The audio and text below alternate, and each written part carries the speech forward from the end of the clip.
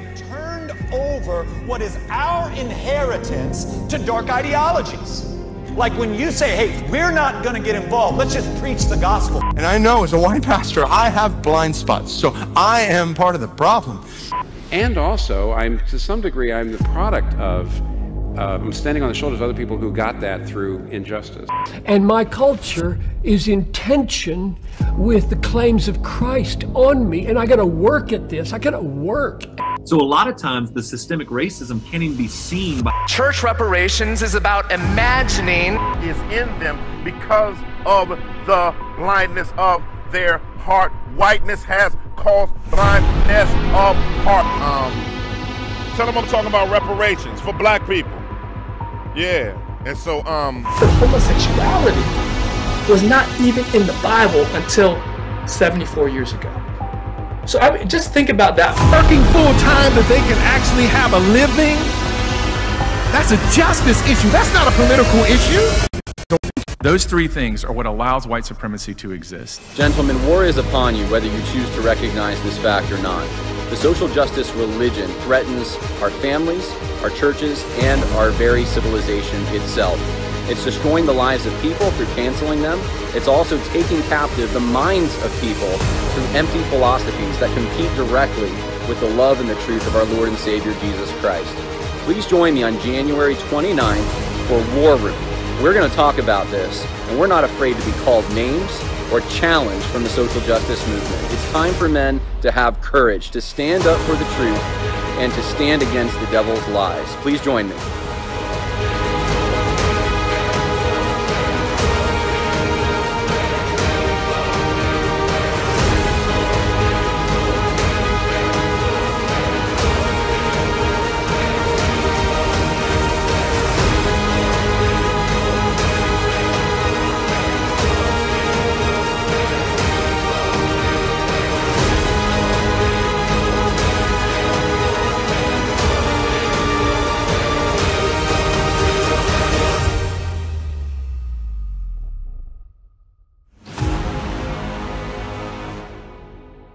That may be the most epic intro that we've ever had on this particular podcast. That was made by the guys at Reformation Church of Shelbyville in Kentucky. And I'm going to be there January 29th for their Reformation War Room. And it's an event and a ministry for men specifically. So if you're a man, you want to go eat some steak, I think they're having steak, and you want to talk about the issues confronting the church, we're going to talk about social justice, and we're not going to mince words. I understand that there's going to be a Q&A session, and looking forward to it. So if you're in that area, check out the church. It is refchurch.com, refchurch.com. Maybe you need to put in the www, I'm not sure, www.refchurch.com. But there's a contact form there. There's a phone number if you want more information about that. But again, January 29th, Shelbyville, Kentucky, for the Reformation War Room. And you can find out more info there. I don't know if you need tickets or I'm assuming you need to register. But I'm excited about it. They put in a lot of work, obviously, and I think we're going to have a great time. And so I've actually had a number of people contact me for speaking next year. So it's not all reflected yet on the speaking engagements list on the website. But if you go to worldviewconversation.com, you can see where I'll be. And I have three places there right now: Nampa, Idaho in March, Grand Rapids, Michigan in June, and then of course Shelbyville, Kentucky in January.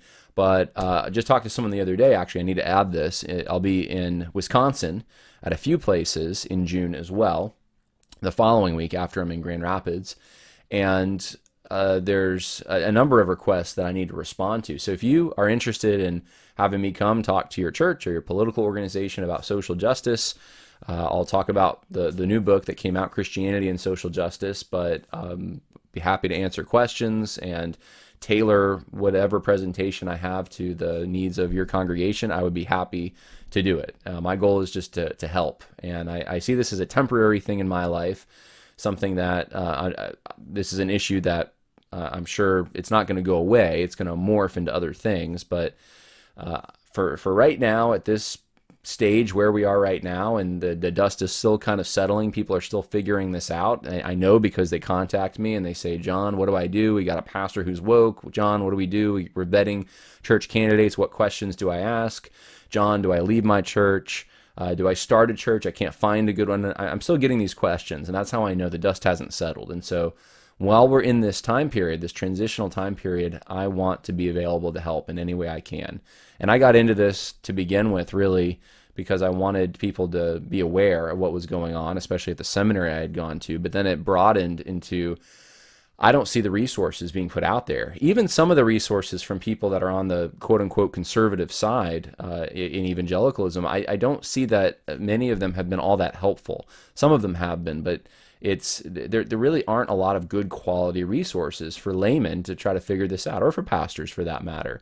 And so that's been my goal, is to try to put out those resources. And there are more resources I do want to put out, but I would be happy to help explain this and answer this objection from social justice to Christianity at your church. So, or political event, or even, hey, I'll come to your house. If you get a bunch of people in your living room, we'll talk about it.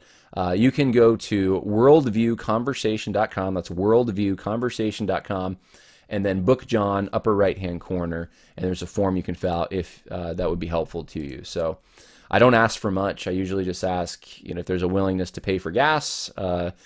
Even just an offering would be fine if you can just put the word out there. It doesn't, I'm not even expecting that would necessarily be fulfilled, but just the attempt. I usually ask for that, and then a place to put my books on a table, and that's it. That's all I want. From anything else is extra. So I'm more than happy to, even at my own expense at times, go and talk to people about this, because I do think it is important. So that being said, I wanted to talk today about something. This is a stream of consciousness episode. This is very much off the top of my head, but they are things that I have thought about to some extent, and I think at this point I can probably say that I would be at least somewhat of an authority on, I think, because I've been doing this podcast. I do have a couple books out on social justice, but that is the question of the definition of Big Eva. What is Big Eva? And I've gotten this question before. A lot of people use it in modern parlance in evangelicalism. Big Eva refers to evangelical elites, or the evangelical industrial complex. Both terms I use quite a bit more, especially evangelical elite. That is my term of choice. But Big Eva is the term that's probably most often used, and I think it was either coined or made popular by Phil Johnson in, I think it was 2018, at the Shepherds Conference in California. They had a question and answer period, and this was the infamous question and answer period where Al Mohler was squirming and Mark Dever was kind of acting a little bit like a bit obtuse. He was kind of acting like almost like he didn't understand Phil Johnson's questions, and Lincoln Duncan was just very awkward, and Sinclair Ferguson was very silent, and John MacArthur had to kind of jump in when Phil Johnson and Al Mohler, things between them started getting a little zesty. And so I remember at one point Phil Johnson had said something about Big Eva. I think the context was that Jim Wallis and Sojourners, which I write about Jim Wallis and Sojourners in one of my books. I don't know if I have a copy sitting here, but it's called Social Justice Goes to Church, and it's the they are one of the quintessential evangelical leftists group, if you want to call them evangelicals, but they're a leftist group that wants to promote social justice, and the attempt is to try to remain orthodox in their theology while at the same time progressive in their politics. And they've been around since I'm trying to think when they started. The name wasn't Sojourners at first. It switched to Sojourners, I think, when they moved to Washington, D.C. It was, now I can't remember. I can't remember the name off the top of my head. This should be right there. I had to study them so much and read so much of their literature. But anyway, it was, and still is, very much a leftist group that's rejected by mainstream evangelicalism.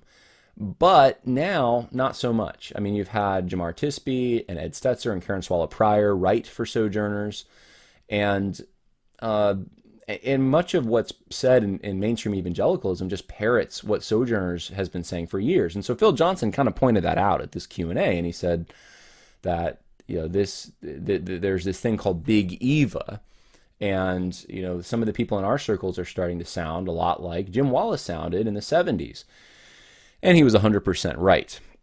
And so Big Eva has, since then, I've just seen it everywhere, and so some people don't quite understand or know what that term means, so I'm going to explain it. And then for those who have heard it, I want to maybe broaden our conception of it. What is Big Eva? What is this thing? And I want to point out, I think, the threatening thing about it, the problem with it. So I like to think about it this way. Think of a hierarchy that exists in your church currently. If you go to a church, or just imagine a church, you have your deacons, you have your elders, you have the different functions, the Sunday school teachers, the janitor, the sound guy. If it's a smaller church, maybe one person takes up all those roles. And so if it's a medium-sized church, though, you're going to have different people fulfilling these different roles, and there is a kind of a chain of command, and there's a hierarchy involved. Obviously, elders would be at the top of that hierarchy in a local church. Now, if you're in a Presbyterian church or a church with a polity that includes a denominational authority of some kind, then you might have bishops, you might have other regional directors of some kind that hold a position of authority over your local church as well. Big Eva is beyond that, and this is the best way I can explain it. Is Big Eva is it is an organized but loosely, and that's really the thing I need to stress. It's very loosely organized. It's an organized but loosely organized group of organizations, ministries, publishing houses, conferences, and then, of course, the people that are platformed in these various avenues that are interdenominational or cross-denominational, and they tend to defend each other, look out for each other. They tend to their investments within the guild are all tied up together. So, in other words, it functions almost like a union would function in some ways. You can't really say anything about people that are in the guild, so you might have to be at the same conference with them, right? So there's unspoken rules associated with membership in this club. It's an elitist club. It's beyond the local church level, and it's beyond even, in some ways, the denominational level. Now, what would be a Big Eva organization? Well, the Gospel Coalition is probably one of your biggest examples of this. It's interdenominational. It's supposed to be orthodox in theology, and so very broad, big tent. But at the same time, they can be rigid on political things or social things, and that's why they have the reputation of being more on the left. Christianity Today, I think, would be very much part of Big Eva. Nine Marks Ministries often gets lumped into there. Desiring God can get lumped into there. T4G Conference, the college ministries like Crew and Navigators and InterVarsity, and the presses associated like InterVarsity Press, Nav Press can be part of this to some extent. You have certain universities like Wheaton being, I think, one of the big ones that would be part of Big Eva, and the Southern Baptist schools. They're very much. Liberty University has been a little more independent, but I definitely see that you can't get away from that influence, and so I do see some influence even there. But so it's a little bit hard to define, especially on the edges. But it's something. It's kind of like it when you see it, because there's certain things that just accompany it. There's a loyalty to the guild.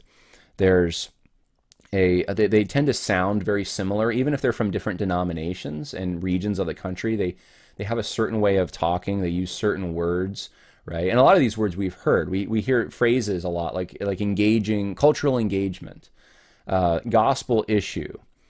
I'm trying to think what else. There's a lot, and again, it's something that I know when I see, but it's hard off the top of my head to come up with all the various phrases that they'll use. But they have a certain way of talking. There was actually someone not too long ago that was I was in a church and heard them speaking, and I couldn't even put my finger on what it was, but I just knew listening to them. I'm like, oh, they're influenced by by this certain range of evangelical speakers that tend to listen to each other and quote each other and have relationships with each other. And again, it is cross-denominational. So how do you categorize it? This is something that it hasn't always been the case in Christendom. And so what has brought this about? Now, I want to start by giving you a little bit of history, because I think this is just an extension of what's called neo-evangelicalism. But then, so we're going to do that from bird's eye view, kind of look at this. But then I want to look at it from your local church view as well, and answer the question, well, how do I know if my pastor, or myself maybe, how do I know if we're influenced by this too much? How do we know, how do I know if there's a danger in our involvement, if there is any, in quote-unquote Big Eva? I think this is a legitimate question. I know it sounds almost kooky and silly to you know, how could this be a threat of any kind? And in and of itself, it may not be. It's the assumptions, the assumptions that we are not usually aware of, the hidden assumptions, that are the problem. And so that's what I want to try to investigate with you. So we'll start with bird's eye view. Let's go back to neo-evangelicalism. Neo-evangelicalism is a term that most often is applied to Harold Ockenga, Carl Henry, and what they were endeavoring, and others like them, to do in the late 40s, early 50s, with Fuller Theological Seminary, Christianity Today, and Gordon Conwell, and to Wheaton College, I think, to some extent. Carl Henry wrote a book in 1947 called The Uneasy Conscience of Modern Fundamentalism, and in the book, he argues that we need to essentially train up these global kind of metropolitan type leaders who are going to be respected in this world because they are going to be involved in social engagement. They have a concern for social issues. And so we call that today, I think, cultural engagement. That's the term that's often used by gospel coalition types. But back then, it was social concern was the term you'd most often hear. And so Carl Henry makes this argument, and he's saying that there's a deficiency in fundamentalism. That fundamentalists, they start Bible colleges, they train people in the Bible, they get into their bunker, but they don't influence culture. And that Christians ought to do that. Christians should influence culture. And so he helped start Fuller Theological Seminary. And their intention was to train these kinds of leaders. Now, at the time, the Industrial Revolution is and has taken place. Modernity we're in the midst of it. There's secularization, and pastors and churches are not being listened to. They don't have the authority in society that they used to have. And so that's part of what's going on, is Carl Henry is seeing this. And the fundamentalists they don't really care. They're fine to secede, in Carl Henry's mind, from society, and to just focus on biblical training and church. And so he wants to amend that. He wants to keep the good theology that the fundamentalists may have, the orthodox theology, but he wants to supplement it by creating institutions that will train pastors in modern psychology, and honestly in social justice, and things that would be more palatable to the world and maybe give them more respect, and they'd be able to train or able to influence people because they would be more respected, and they would be shown to be not so heavenly minded. They weren't no earthly good, that they would be earthly good. And so in the experiment, which was Fuller Theological Seminary, this probably lasted like 15 years or so before they went off the rails. It wasn't long. Fuller Theological Seminary's course catalog started adding psychology. They were the first Christian seminary to be, I think, Christian university period or college to be accredited by the American Psychological Association. They get on the social justice bandwagon, and now you can see where Fuller is, and it's just totally compromised. But that wasn't the intention originally. In fact, that's where Bill Bright went to Fuller Theological Seminary. John Piper went to Fuller Theological Seminary. A number of people did.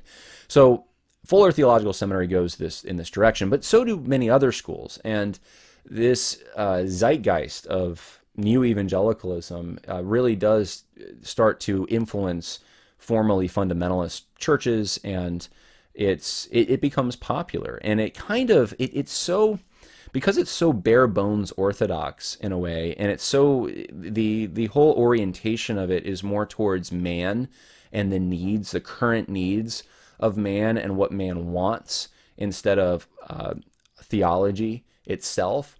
It was able to very much take bits and pieces of all kinds of other things. So the Jesus People movement kind of influences it, and the religious right, even, because I mean, it's a popular movement, it kind of influences it. So there's, even before the religious right, you had kind of a leftist current in it, but then the religious right comes along, and so in this pop Christian level, mainstream evangelicalism is kind of influenced by that.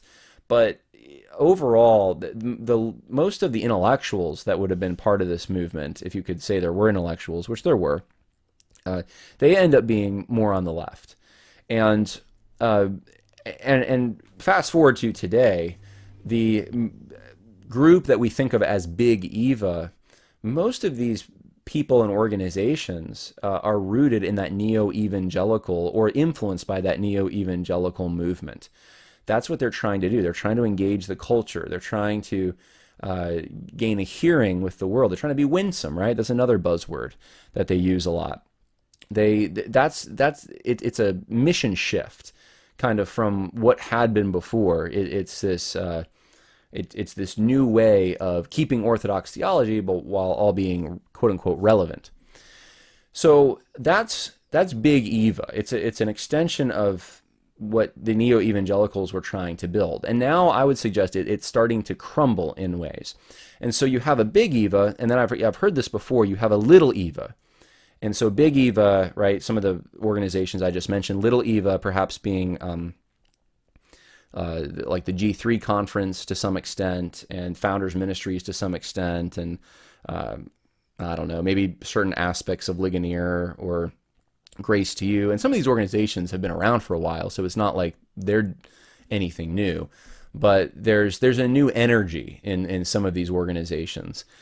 And it's because of the split that's happening, because people are conservatives, especially political conservatives, but also theological conservatives that understand the threat of social justice, are starting to realize how these Big Eva groups have sold out on this issue and how it compromises theology. And so they've ended up starting to associate in a different place, in a different area, in a different conferences, and new publishing houses are getting started. To some extent, I mean, you could say, I know the Moscow, Idaho crowd with Doug Wilson and his church isn't really, they're their own thing. They're not really completely with G3 perhaps, but there's been like Rachel, I think it's Rachel Jankovic, have spoken at G3, and I think the Cross Politic guys have been there, and I know Founders Ministries has done a lot of work with some of those guys, and so there's new alliances kind of forming. And again, to me, this is also to some extent, possibly, very possibly, an extension of that neo-evangelical movement as well, in a way, because what you're seeing is people across denominational barriers that have actually a lot of differences in some ways. But they're still very much so cooperating, and they kind of have their own guild now. So there's kind of a new guild in my mind forming, and so you have an older guild that's still Big Eva, right? The big publishing houses and the big conferences and all that, but it's dying a little bit because of the compromise that they've been pushing, and now there's another kind of loose coalition forming as well, which is also very rooted in basic Orthodox beliefs. Now, some of them, like for instance, like Founders Ministries would be 1689 Baptist, but then again, they'll work with people from Moscow. You have, G3, which is also, I think, a 1689 more Baptist group, but they'll platform people that are outside of that to some extent. So to some extent, what I'm talking about has been going on for years. I mean, the Shepherds Conference is, there's people from a wide range of theological positions, but they're all Reformed-ish. So they're usually not charismatic. I think Piper's been there a few times, but other than him, perhaps, and maybe I don't know if C.J. Mahaney's ever been there. I think he was at their youth version. They have a youth conference. It's not Shepherds. I forget what it's called, but they tend to stay in that Reformed and also cessationist kind of, that's kind of their group. So there's unique things to every conference and every organization, but the big picture, broadly speaking, you see kind of two groups breaking off and cooperating together. Now, then there's people like the podcasters, smaller congregations and pastors who have now, because of technology, they have their own ministries that they're able to get out there. I think of like Right Response Ministries with Joel Webbin, and I think of like A.D. Robles and what he's doing, right? Just a guy with a camera. That's really what I'm doing. I'm a guy with a camera. And now we've both written books about the social justice issue. And there's many others that have through their church or through their own selves, they've decided to put out information on certain things. And that's I hope what I do is helpful. I think of what I do as kind of like a vitamin. Hopefully, if things are working correctly, you can go to church and get your multivitamin. But I realize that most churches are not fighting this issue. Many pastors, if they are aware of it, they're afraid to say much, to be specific, and to take a stand. But but many are not aware of it. And so my goal is to maybe supplement, to not give you the multivitamin. I'm trying to give you just here's one thing that is affecting the church very greatly right now in this temporary period of time, and it'll probably get worse and take different forms. But right now, the dust hasn't settled yet. And while this is happening, I want to do my best, since I seem to understand the issue. I think to some extent, at least, I want to help those who don't understand it, and understand how to respond to it. And so I'm doing something very specific. And so this is kind of the evangelical landscape. You have Big Eva, you have Little Eva, you have, for lack of better terms, and then you have all these local kind of voices and ministries and stuff. And many of us, we're not going to ever be platformed in any of those groups, and we're not necessarily even looking for that. We're doing something very narrow and unique that we feel needs to be done, and we're helping people do that.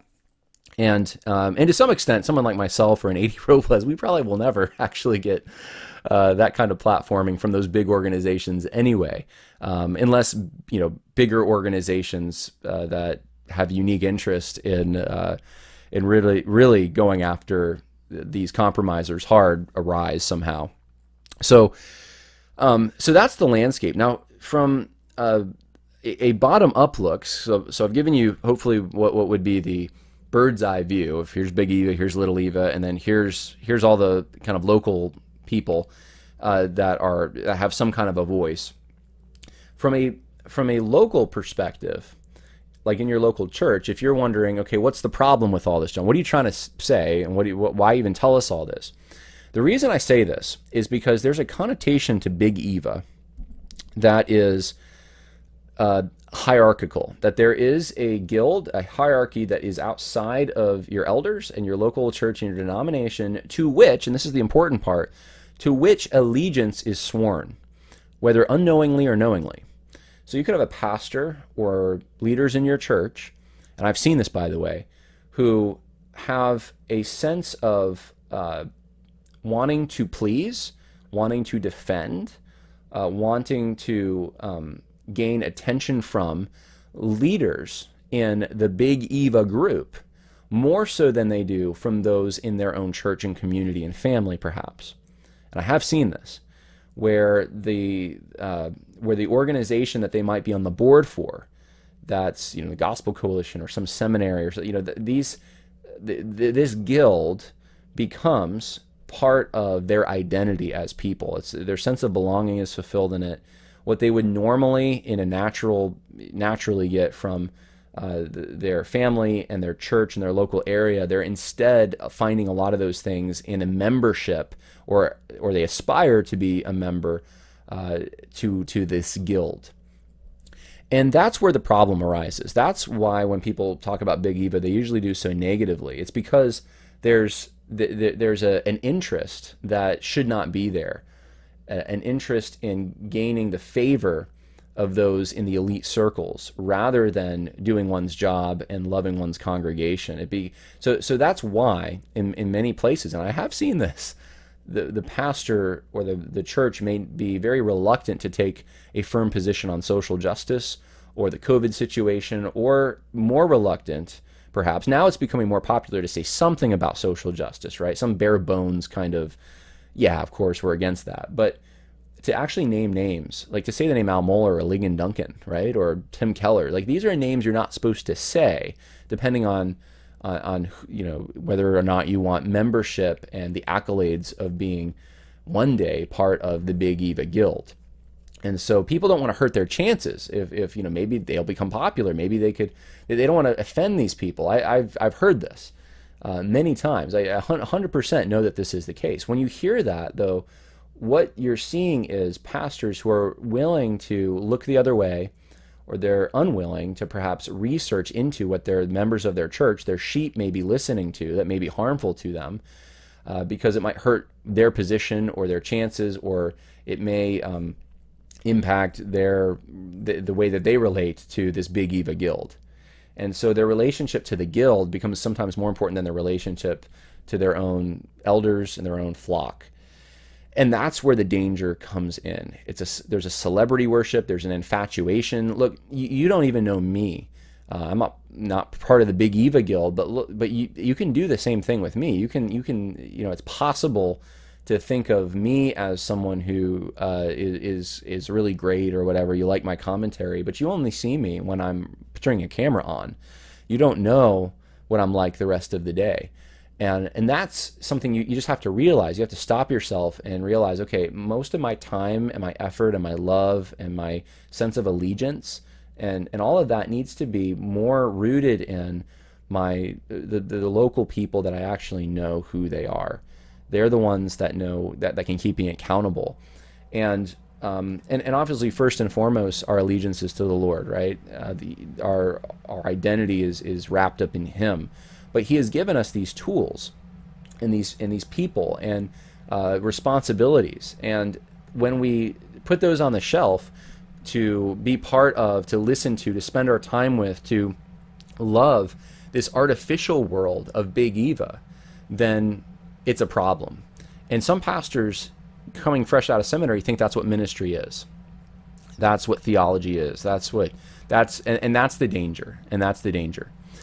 And so that's what I wanted to share with you. This is my heart on the matter. It is something that's concerned me. It's always concerned me since seminary, since I remember in preaching class, the question, literally this happened in preaching class at Southeastern Baptist Theological Seminary. The professor said, who are your favorite preachers? And people would give names, right? And I think at the time it was Mark Dever was the big name, and I think Tullian Tavidian was another big name that was given there. I'm trying to think who else was given. David Platt. So these are the big names, and we can see how that's worked out for all three of those figures. But these were the people that people aspired to be like. Pastors wanted to be like aspiring pastors. And our professor said, well, you want to copy them then. You want to go and try to copy their style. And, the more you listen to them, the more you'll be able to copy them. That was literally advice I was given in seminary. It wasn't the only advice, but it was advice that we were given.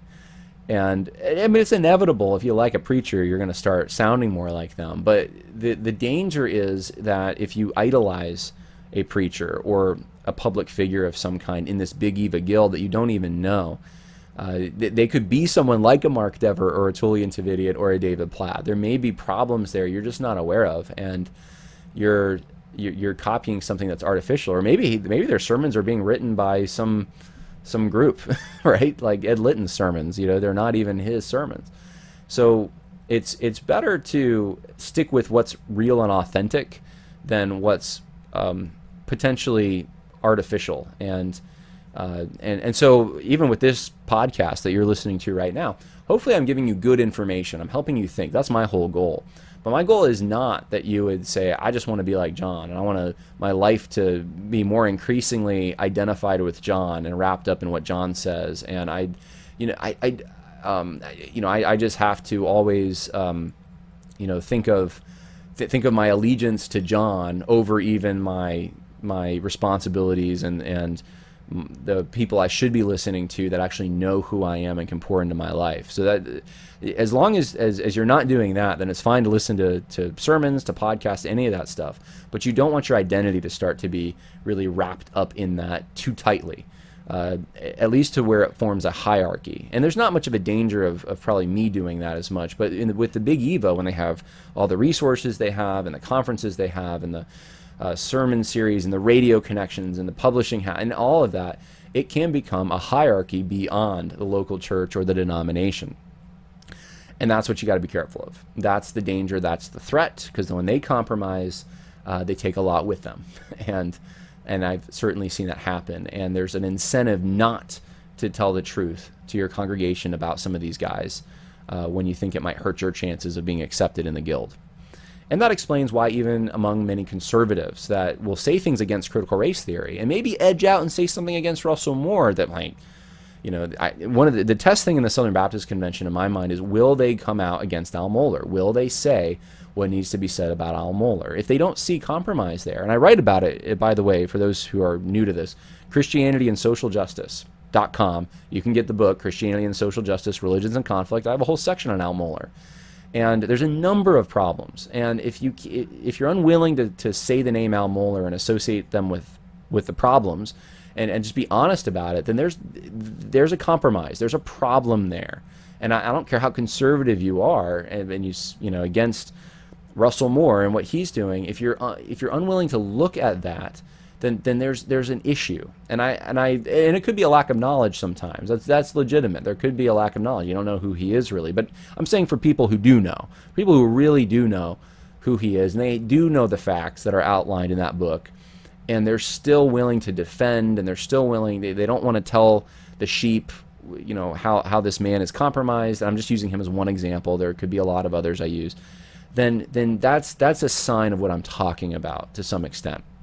So I'm not trying to be too hard on anyone in particular. I'm just, and I don't even have anyone in mind right now. I'm just giving you, here are the principles. Here are the categories and the way I think about this whole issue of Big Eva. So that's what Big Eva is. Hierarchy, outside the church, a guild. It's associated with a lot of big organizations that have lots of money. And there's a lot of people that listen to them, and there's sort of a sense of they shall not be touched because of who they are and the status that they have achieved. But again, artificial platforms in many ways, and you don't exactly know who they are.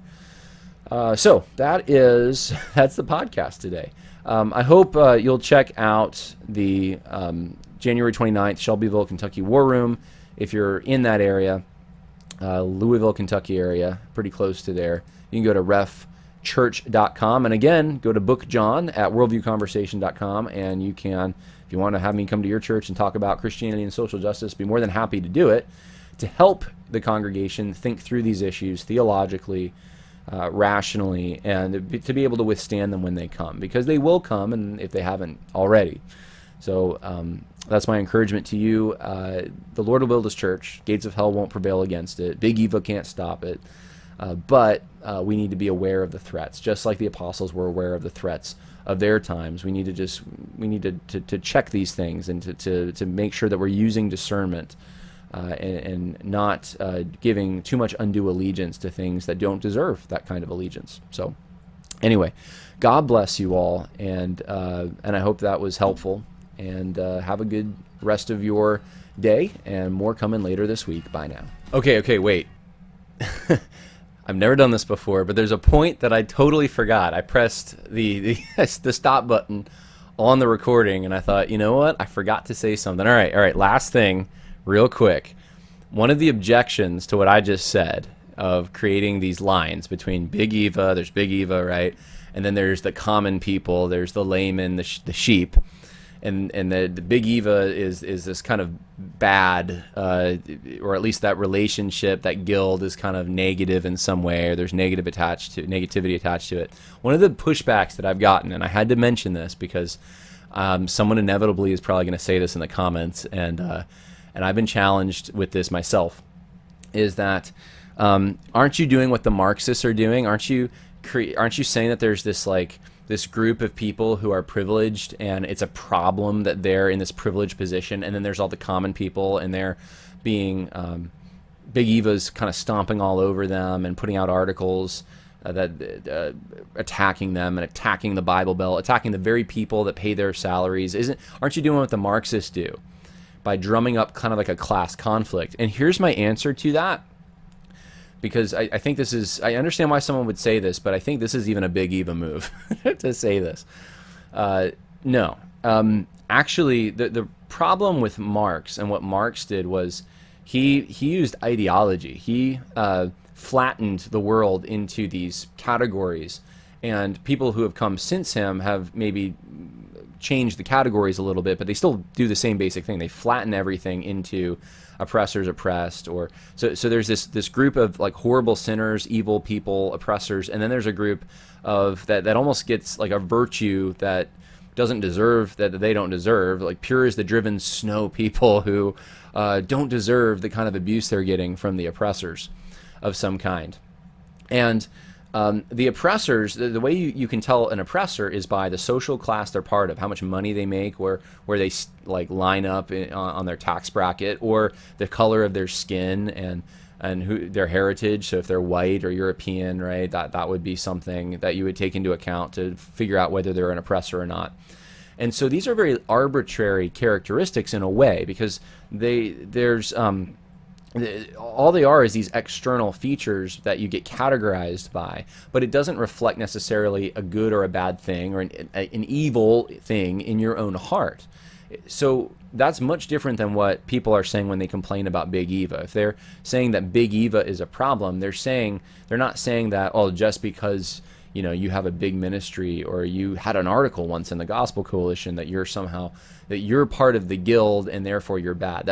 Now, if that's what they were doing, if they were saying that anyone who reaches this certain level is just evil, then yeah, maybe you'd start to have a valid point. But that's not what the objection is. The objection is that there's a group of people who actually, from their own hearts, are defending themselves, they're willfully ignoring evil that's taking place.